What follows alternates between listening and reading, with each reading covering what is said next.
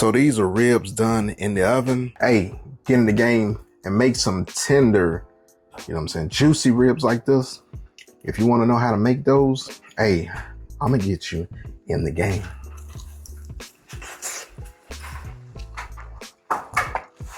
Clean bone. Hey, you already know.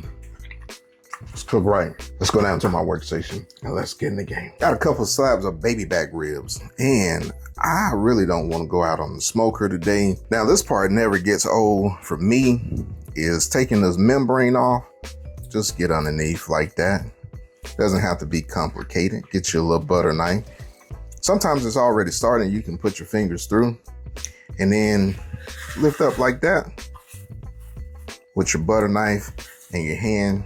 Use a little bit of elbow grease and you can get that membrane off in one shot like that. No paper towel needed. Hey, save that for something else. And then really everything else is pretty much getting this thing trimmed up.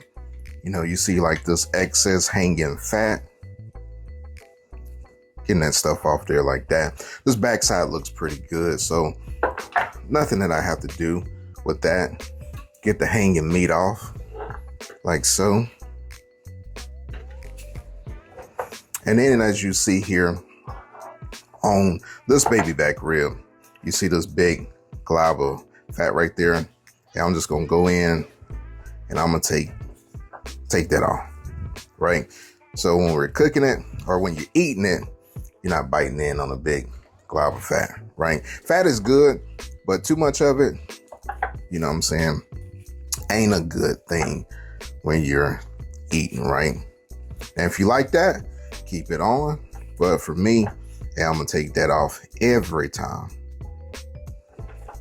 So I get everything else, you know, done up, squared up, excess pieces off, and then we'll be ready to season this. Now, depending on what I'm cooking, most of the times I don't use a binder, but for this case, these ribs going in the oven, hey, I'm gonna get every bit of help that I can, right, to get the flavor that I'm looking for.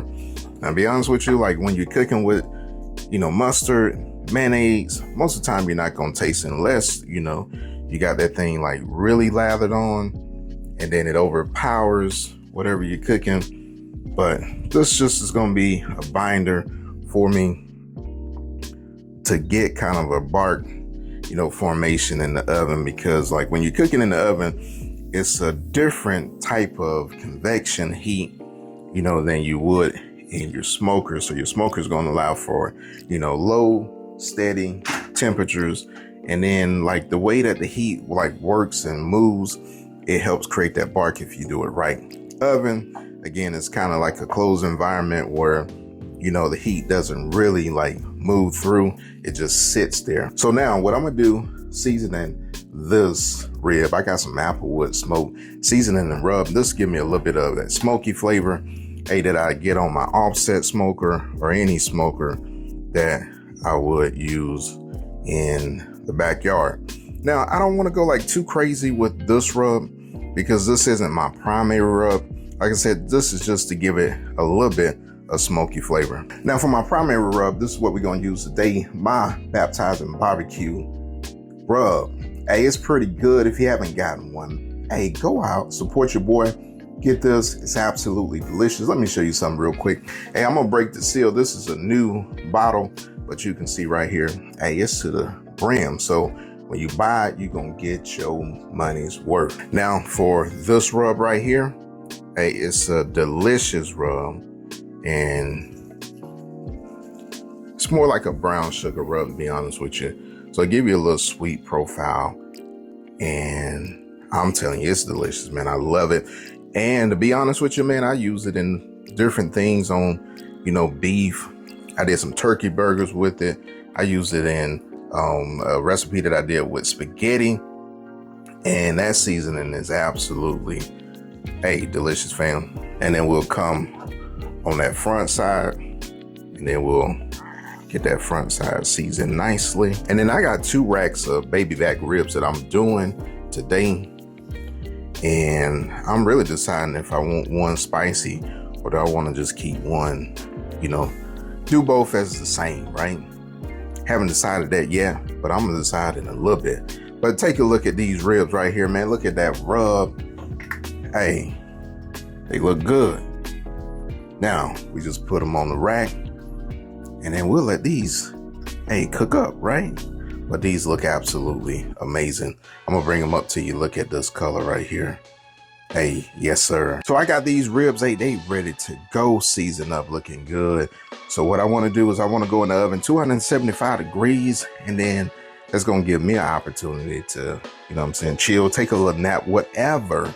Now, what I did do is on this rib right here, I went through same seasoning, but before I put on my baptizing barbecue seasoning, I put a little bit of my baptizing Cajun to give it a little kick, and then topped it off with that baptizing barbecue. So you can always, you know, mix and match seasonings, or, you know, combine seasonings if you like. Just use, you know, a little bit less and then top it off with your favorite seasoning. Now, what I want to do is to keep these absolutely moist in the oven. This is one of the tricks that I like to do. It's about a half a cup of water. You don't want a lot of water. Half a cup will do, and then this will create moisture so you don't have to tend, you know what I'm saying, to those ribs while they cook. But again, gives it enough moisture to do what it needs to do while it's cooking. Now we're gonna let these go for a little minute, come back out, and then we'll finish this recipe. All right, so we've been going for a little over 3 hours, and these ribs are looking absolutely amazing. Now, the difference between cooking them in the oven and then cooking them with your smoker or your grill, you know, you get constant, continuous cooking. So I'm gonna let you see this right here. This is where we're sitting at, about 180 in this rack. So sometimes these will take a little bit less time to cook in the oven just because of the consistent heat. And again, like, it's insulated when you're cooking in the oven than you would be in your smoker, because sometimes you have those temp swings, you know, just trying to keep it where it needs to go. But these ribs are feeling good. You know, I got a temperature on them, but again, what you want to do is you want to see them go in and out like butter, which they still need probably about another 30-45 minutes to get to where I would like them to be. So what I want to do in the meantime is I want to get some more flavor on these ribs, right? So I'm gonna go ahead and add my barbecue sauce, and you can see the pullback on those bones. Get my barbecue sauce on here, and then let that barbecue sauce infuse into, you know, these ribs, and give it that barbecue, you know what I'm saying, taste. Now, this barbecue sauce that I have, it's like Sweet Baby Ray's, got a little bit of honey in it, got some red wine vinegar in it to give it a little bit of that tang that I like. But, you know, go with what you like, what you know. And I like to season, season and coat the backside of my ribs first. Again, your front side is going to be your presentation, but you cannot neglect your backside, right? So we'll get all that stuff, you know, ready to go. Make sure we got enough sauce to cover, and then we'll come back and we'll do this again too, you know, before we wrap these things up and say it's done. So get everything situated. Hey, that looks pretty good. Like I said, once you start seeing those bones pull back, hey, you're almost there, and you can see right there, those ribs are tender. If I would hold those up, they'll break apart. No need to wrap, but if you want to wrap them, you can wrap them too. Hey, be my guest.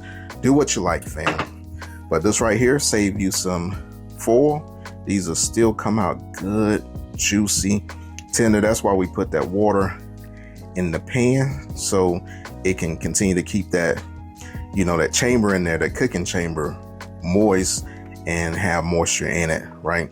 So let me finish these up, then we're gonna put these back into the oven and let them go, like I said, for another about 30-45 minutes or so, and then they'll be ready to go, ready to eat, and we'll be in the game, fam. But these are starting to look absolutely delicious, fam. So let me finish, get them back in, and then we'll take them back out. Hey, we've been going for about a little bit over 35 minutes, but take a look at these right here. Now, these ribs smelling good. Hey, it's looking good. And I already know they tender and they juicy, fam. So these are ribs done in the oven. I'm gonna save you from me cutting them up. You already seen me get a taste of it in the intro, but this is how you cook delicious ribs in the oven. Hey, you in the game. You wanna get some delicious ribs done in your oven that's done right. Take a look at that right there. Absolutely juicy. I'm gonna teach you how to make an absolutely delicious rib inside your oven.